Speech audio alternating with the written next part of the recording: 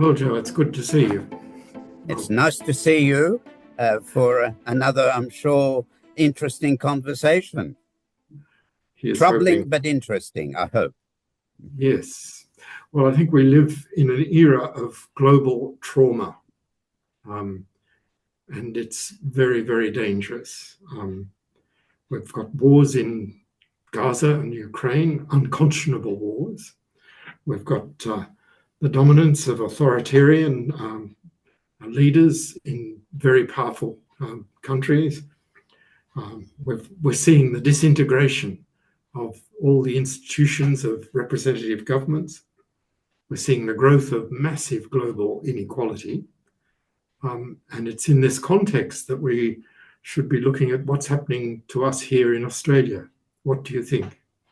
Yes, indeed. And we can add to your list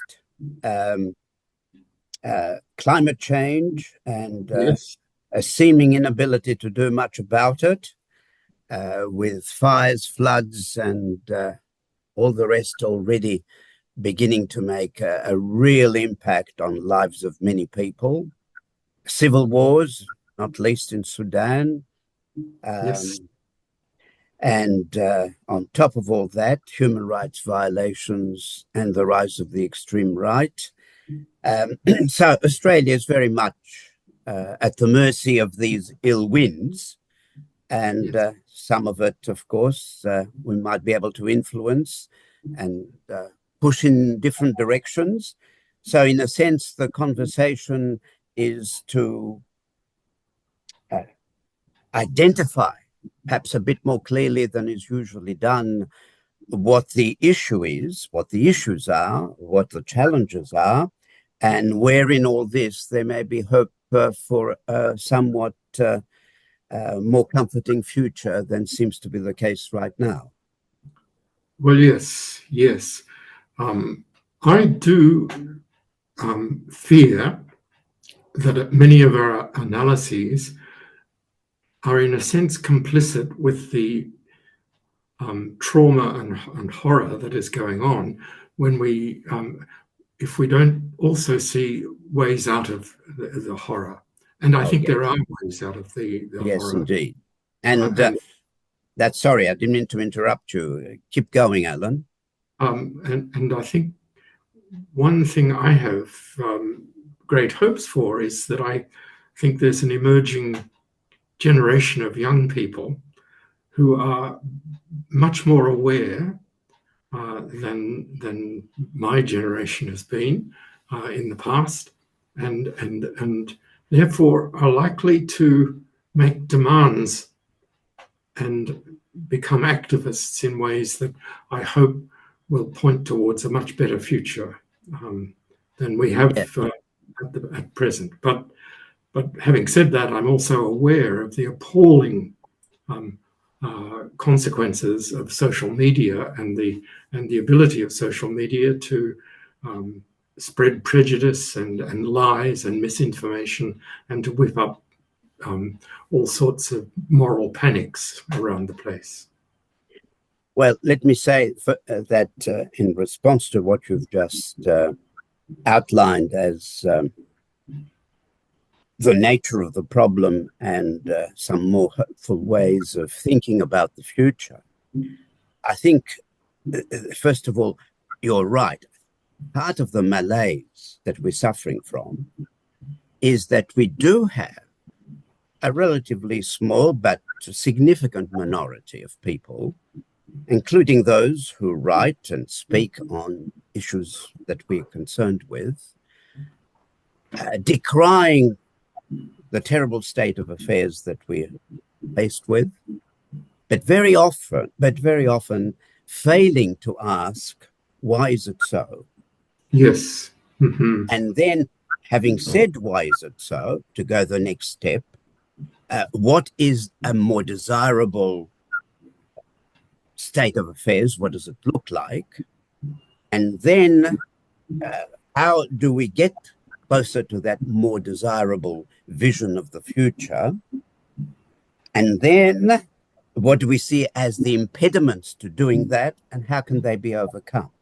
Mhm. And I think, regrettably, very few people are willing to really grapple with these very difficult ways of thinking through where we're at now and where we might like to be heading. So I think the intellectual demands are very considerable, and somehow we have to rise to the challenge of all that. Um, and having said that, um, I think one of the things we've discussed before is that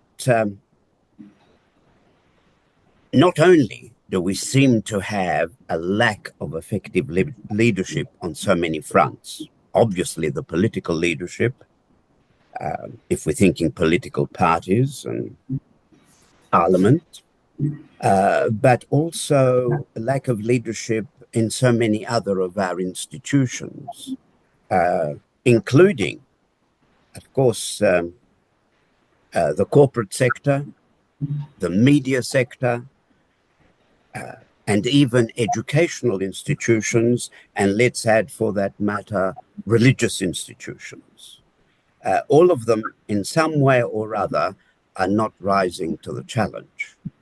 And I think it is more than just a question of the personalities that are currently in positions of leadership, able to exercise, at least in theory, um, able to exercise leadership. Um, those who are in authoritative positions. I think it's the very structures themselves and the culture with which the underlying culture, the underlying psychology of the times, which is often not very helpful, which some people may refer to as modernity as we've known it. And I know you've thought about this quite a bit. So we need to unpack some of this and see where the problems precisely lie. What is the diagnosis of the ailment we presently suffer from in Australia and internationally? It's very, very interesting. I agree with nearly all of that. I do think that there is a culture of cynicism that has swept through, that people have become cynical about notions of justice, notions of equality, um, notions of whether or not our politics and political institutions and social institutions are capable of dealing with it. What bothers me is it's a form of cynicism which really points to a form of moral laziness. Um, People have just given up, and it's trying to persuade people to wake up and take up the cudgels, as it were, and start arguing. So I think there's cynicism on the one hand, but there's also a great deal, and I think this is particularly true of our major religious institutions. There's a great deal of moral cowardice, the fear to speak out, the the um, the desire to keep their heads down. And I think this has been particularly evident in discussions, conversations, debates about what Israel is doing to the Palestinians, the fear of being branded an anti-Semitic critic, and so on. Really, we see both the cynicism and the cowardice coming together in ways that I think are not very good. But that's only one example. There are many other examples. Yes, yes, there are. Yes, there are. And I think there are two problems worth highlighting, because we often think of the problem being positions, those who hold positions of power, whether it be on the basis of the political structures or power associated with the accumulation of wealth, and those structures associated at the economic and political level. But I think there are also problems with institutions that in the past we have been able to rely on to some extent to present an alternative vision, to make alternative voices heard. what would otherwise be a terrifying silence. So if I reflect in terms of my engagement in the past, interestingly enough, I think religious institutions, to take on the particular sector of society that you referred to, were able to play a very progressive role on many issues, including, at the end of the day, on questions of the Vietnam War, apartheid, issues of inequality, and so on. Today, they seem far more muted. And I think in part the reason for that, but it's only a reason, one of the reasons, a reason for that is that these institutions are in visible decline. And those who are in, so there is a kind of insularity developing, trying, hoping against hope, trying to somehow protect, insulate the institution from the impact of declining numbers, less people on Sunday and so on, less income, and of course the shock, the after shock that has come from corrupt behavior associated with sexual abuse, etc. So it is stymied on all fronts. There's a kind of survival ethic, and the rest of the world, well, after me the deluge. So there's that. But even trade unions, you see, which have been a very important part in the past of a progressive voice being heard on a range of issues, other than the bread and butter issues of affecting the members of a particular union, at the moment there is largely silence, either because some of the larger unions are not prepared to make their voices heard, or because even when they do it to a small extent, they don't get heard very much. But generally, I think it's fair to say the trade union movement is a shadow of what it was 30, 40, 50 years ago or more.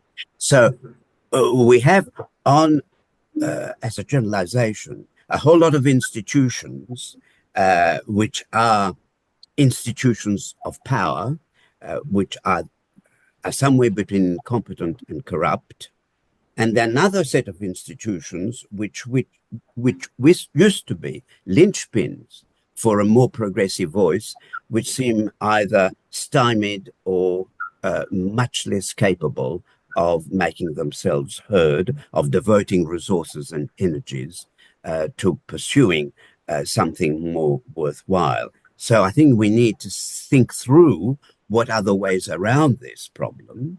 And if we think back to Vietnam War and the anti-Vietnam War movement, the anti-apartheid movement, if we can't use the openings that were then available, what are the openings that are available to us at this time?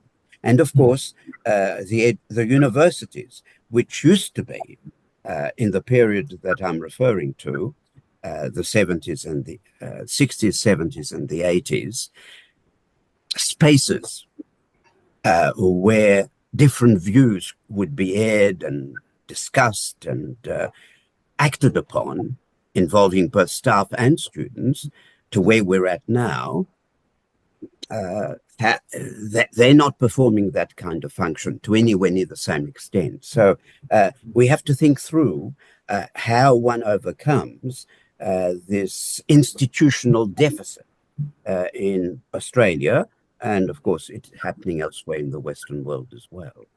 Mm-hmm. I think all of that is true.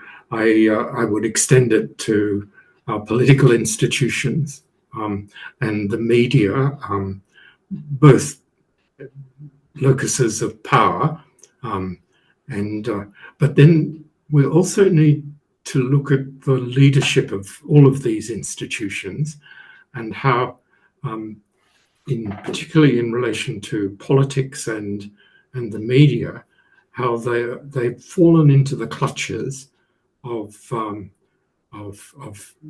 magnates who want to maximize, first of all, profit at whatever cost, the truth, um, complex and detailed analyses, they don't want. They want sensational factors. And that's true too of our politics. So I place right across the board politics, media, trade unions, religious institutions, and so on, universities, uh, are being appallingly led. And this is a long tradition in Australia. I mean, Donald Horne noted it back in the 1960s. Hugh Stretton, I think one of the greatest thinkers about social philosophy and economics here in Australia, he noted in the middle of the 1980s how incurious, uncreative, and lazy major corporate and political leadership was. But added to that, we've got the fact that from the 1980s, economic policies in all the developed economies have shifted capital massively into the hands of a small elite. Thomas Piketty calls this hypercapitalism now. It's and he notes that it's terrifying looking at the possible consequences. And here in Australia, we're seeing evidence of that, I think, in youth crime rates. We're seeing angry young people who are being excluded from education. They can't get jobs. Quite a number of them are caught up in criminal networks. A number are drug addicts. And these young people are not able to see any way forward for themselves, creating a massive inequality. And I worry that here in Australia, we're seeing the unraveling of our society. There have always been fracture lines within Australian society, but these are now deepening and widening, and this we should be worried about. Yes, and it's interesting that the number of billionaires in Australia, not millionaires, but billionaires, is expanding exponentially by about 10% or more each year. We now, I understand, have at least 130 billionaires in Australia who between them own a combined wealth amounting to 600 billion. So you can imagine the power that is invested in just 130 billionaires, let alone all those who may be a little below that rung on the ladder, and their entourages in each case. So yes, I agree with you. That's a problem, and lack of regulation has been one of the factors in the neoliberal order. So I don't think it's these things that we're describing are not isolated instances or factors at work. They're interrelated and mutually reinforcing. That's the problem. And that's why I think we need an approach that is holistic rather than just purely looking at one or other of the ills we are dealing with. And that brings me to what I think holds hope for the future, if only we're able to move in that direction. I have been engaged, it's been my good fortune, with a number of social movements over the years. But what I see, and if anything, this has strengthened the trend, you have lots of people working on injustice, poverty, food insecurity, homelessness, etc. And we can multiply the ills. We can think of many people who are worrying about issues and trying to deal with issues of mental health, which is, as you know, endemic as a problem. 25% of all Australians have one significant mental disorder experience at least once in their lifetime, and some, of course, much more than once.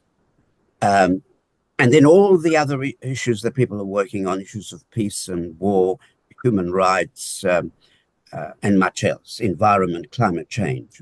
Now, the problem as I see it And my back of the envelope calculation is that there are at the moment in Australia at least 1 million Australians working on one or other of these issues to a greater or lesser extent. Some it's an all-consuming commitment. Others modest, a few hours, 2 or 3 hours a week. Others may be no more than donors to a particular organization. But nevertheless, about 1 million, could be more, but certainly not less. But they operate in silos. They Mm-hmm. say, Yeah. I'm interested in homelessness. Don't bother me about climate change, parliamentary institutions, the state of our political parties. I don't want to know. I'm too busy working Mm-hmm. on this thing. So that's where I believe we need a much more extensive set of conversations that link issues and link people working on different fronts. And that I see as one of the more hopeful signs of what could happen, and an important antidote to the kind of problem we're facing and we've been talking about for the last little while. Yes. So an overarching picture that draws these together, a huge umbrella, as it were, Mm, that shows that we've got to get out of our silos and start talking to each other um, yes, in a much more coordinated way. yes, absolutely. Is easy to say and hard to do, but I Absolutely. think it's a worthwhile enterprise.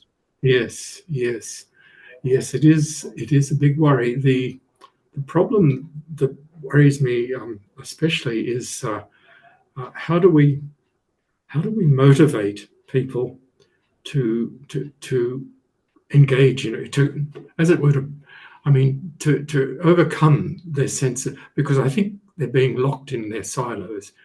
Is they're just overwhelmed. They're Mhm. just um, because the circumstances we find ourselves in are hugely overwhelming.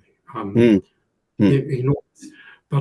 But drawing the connections and helping people to collaborate, I sometimes wonder if at a political level whether the growth of well, first of all, I note the decline in Australia of support for the major political parties.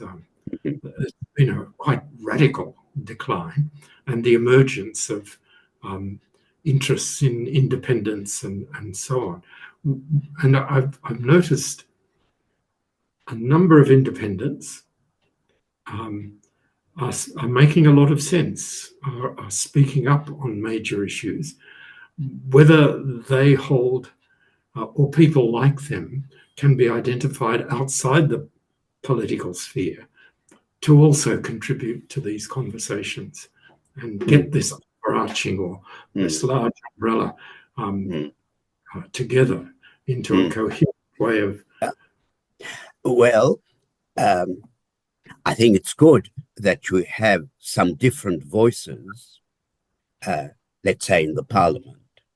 Mhm. But my view is that the parliamentary structure is itself part of the problem. Yes, indeed. It's Yes. and the political parties and the donations and everything that goes with it. And unfortunately, once you're sucked into that situation, even groups that are elected or are seeking election that come from a different perspective, a more uh, promising perspective on a range of issues, whether it be climate change or the war in Gaza, whatever it may be, once they get there, their primary preoccupation becomes re-election, if they've managed to get there. Mm-hmm. And they get surrounded by minders and advisors who have one interest in mind, that one.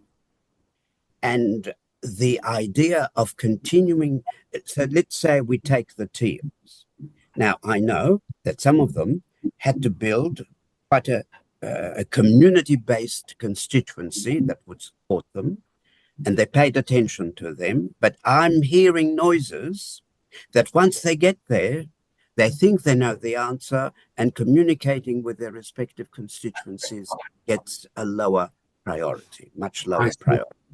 Mm-hmm. So that's worrying, and that tells me that it's the structures to which they get attached which makes it very difficult to keep operating in a way that can promote an alternative way of doing things as well as an alternative way of uh, pushing on the policy front. Um, Mm-hmm.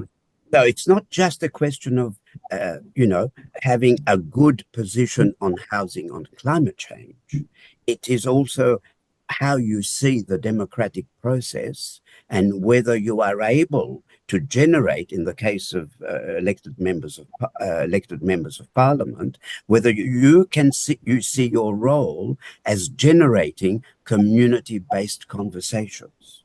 And Mm-hmm. I don't know that many of them are particularly equipped or seem able to do that. So it may be that that has to be done from outside. Uh, so I'm just saying that it is complex, and because the institutions are not conducive to what we would like to see happening, we have to think outside of the box and outside of some of the institutions that were established 50, 100 or more years ago and seem much less able to perform the way they ought to. Yes, yes. And this brings us back to questions of leadership. And I don't see, this is my biggest problem at the moment. I don't see anywhere in this country we have really profound leadership that can inspire people to think outside their silos and their and to help them overcome feeling overwhelmed. Yeah. There are Uh, no such people. Alan, I don't think I agree with you. There are people. Uh-huh. There are people, but they're not to be found in the parliaments of this country. Mm-hmm. Uh, by and large, with exceptions, not to be found in state parliaments or local councils.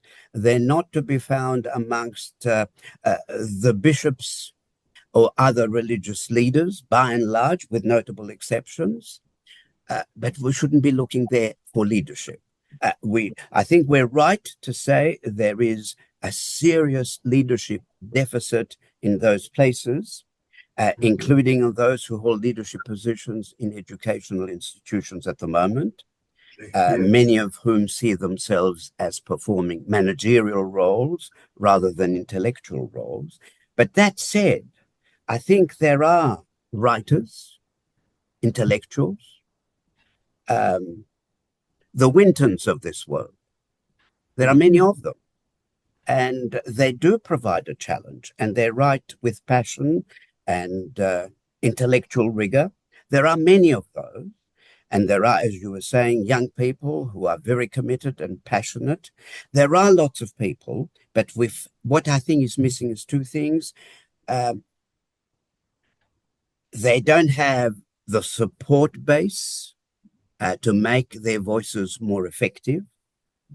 Um, and they don't have access to the other mainstream media, or to the social media on a large scale. And therefore, their voices, though they may be have wonderful leadership qualities about them, don't get the hearing that other voices get on our media, social media, traditional media, whatever. So I think that's one of the issues. One of the issues, as I think we need to overcome. Um, and the other issue is, um, how do we get people who are, as you were saying, overwhelmed by a very complex and difficult world to engage even at the level of conversation?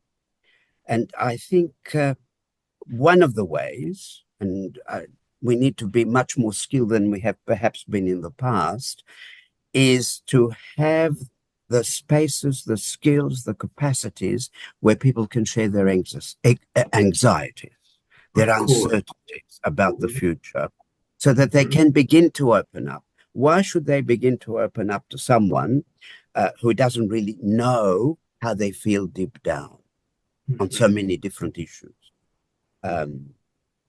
People who are worried about ill health and whether they have the capacity to get the care they need, or their loved ones, or parents who are now getting old and in aged care and who are getting very poor care.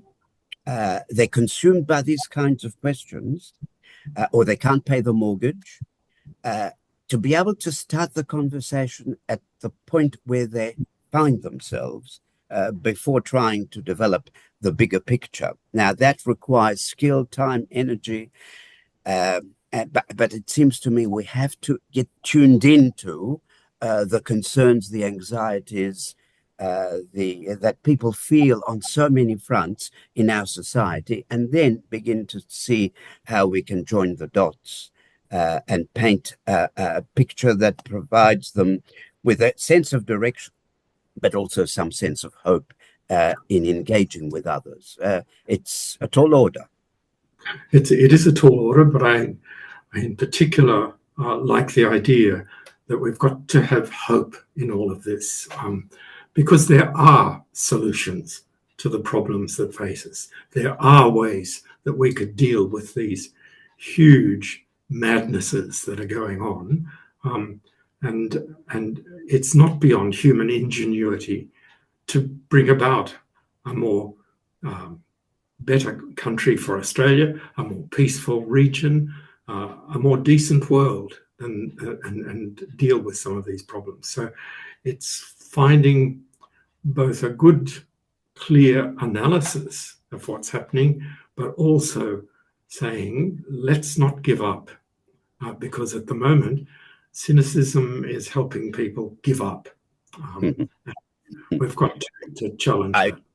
I agree with you 100%. You have to live with hope, otherwise there is nothing much to life. And the only way to do that is by engaging with others on different fronts, at different levels, in different ways. Conversation, of course, and conversation leads to different ways of engaging with others. So there is much to be done. But there's also a lot being done that one can build upon. You're not starting from scratch, and for that we also need connections that are beyond Australia's borders. In other words, we need to be connecting with people who have the similar conversations as we're having in the likes of Germany and France and Britain, and also in many parts of the global south. Yes. Making connections at all levels within and between countries is a crucial part, and it is very much a hope-building exercise. True. And Australia could play a really interesting role there. We could talk about issues like something like the old non-aligned movement, but in encapsulating areas like the Scandinavian countries, as well as our own in our own region. Or, as Hugh White once said, let's talk about a concert of Asia. A whole lot of options that could see Australia becoming a respected and valued member of its community. Absolutely. And with that in mind, I think we ought to encourage people to be inventive and hopeful and excited, rather than depressed and overwhelmed. Yes, and a lot of that excitement and hope comes with engaging people across boundaries. That is to say, Australia happens to be one of the most multicultural societies, but the connection between the various communities that make up Australia still remains far too limited and restricted. And I think we need to build, and similarly between generations, the young, the old, the middle-aged, must come together as well as talking amongst themselves, listening to themselves, they must also engage in dialogue across the generational boundaries, across the ethnic, cultural, and religious boundaries. And Australia is so well placed to be able to do that. If only we take up the challenge and commit some effort and resources to doing that. And I think we can, and hopefully we will. Indeed, indeed. Well, we've been going for 45 minutes, so That's perhaps. probably enough for people will be suffering from indigestion. But it's a good. It's a hopeful way of ending this interesting conversation. Thank you very much. Thank you, Alan. Okay. We'll do it again, I'm sure. I hope so. Take care.